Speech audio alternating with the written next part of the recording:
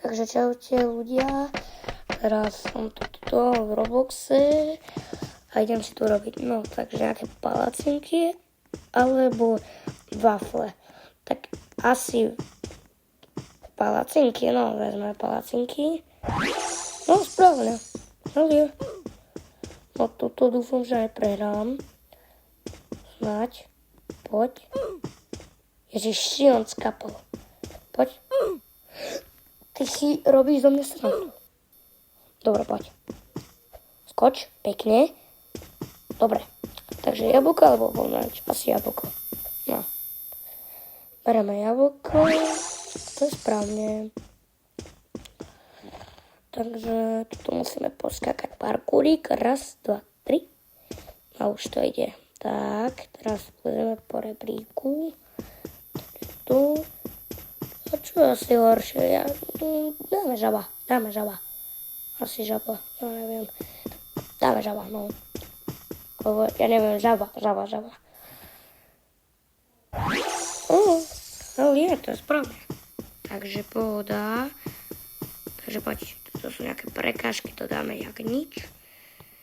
Tu je rebrík. Takže krúžok, alebo x-ko, asi krúžok, podľa mňa. Asi krúžok dáme. Takže to pôjde. A ideme bomby. Tu sú schodíky, to rád preskočíme. A tu je napísané nejaký že čo to je asi. To je samozrejme, že tam je, že futbal, dáme futbal. To je futbalová lopta. Nie, však. Teraz poď.